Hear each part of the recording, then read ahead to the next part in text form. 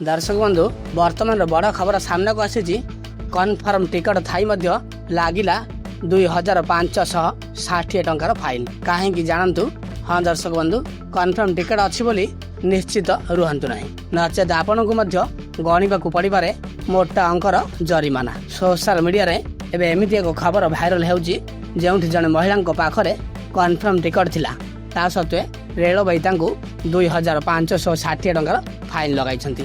तेबे कारण यह होउची महिला जनक निजर बोर्डिंग स्टेशन को ट्रेन रे न चढ़ी अन्य एक स्टेशन रे ट्रेन चढ़ी।